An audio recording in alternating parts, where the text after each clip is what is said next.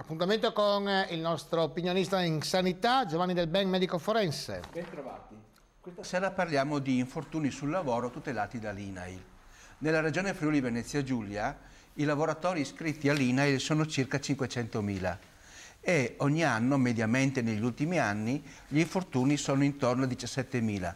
Un po' in calo perché migliora la prevenzione, ma anche purtroppo in calo perché gli occupati sono meno. Ad ogni modo, per darvi l'idea di quanti infortuni ci sono al giorno, diciamo che essi sono 50 e per darvi un'idea 2 infortuni all'ora. Sono di quelli INAIL, ossia quelli che durano più di 3 giorni e che interessano molte persone, non tanto quando avviene l'infortunio, ma anche nei tempi in cui la persona infortunata con una frattura, giusto per capire, porterà il gesso, ma dopo dovrà anche esserci il tempo della riabilitazione, della fisioterapia per poter tornare prima possibile al lavoro. Però ci si scontra con dei tempi per la fisioterapia che sono lunghi, un po' troppo lunghi, e anche per il fatto che la fisioterapia che viene erogata dal Servizio Sanitario Nazionale non è completa secondo le volontà dell'INAIL. Allora, per trovare un'intesa, qualche giorno fa la Giunta regionale ha approvato uno schema di convenzione fra l'INAIL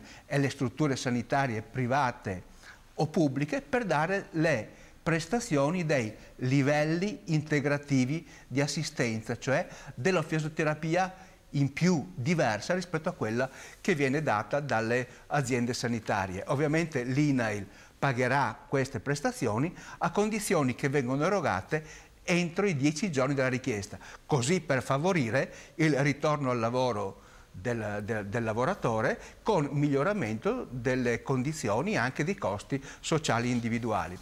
Ovviamente questo guardare alla prevenzione si scontra con la limitatezza delle risorse. Allora, per concludere, possiamo anche dire, visto che il bisogno di prevenzione sarà importante per gli anni prossimi, che proprio per capirci, sia per le nozze che per la riabilitazione serve qualcosa di più dei soli fichi secchi. Giovanni Del Ben, grazie, medico forense, il nostro opinionista per quanto riguarda la sanità.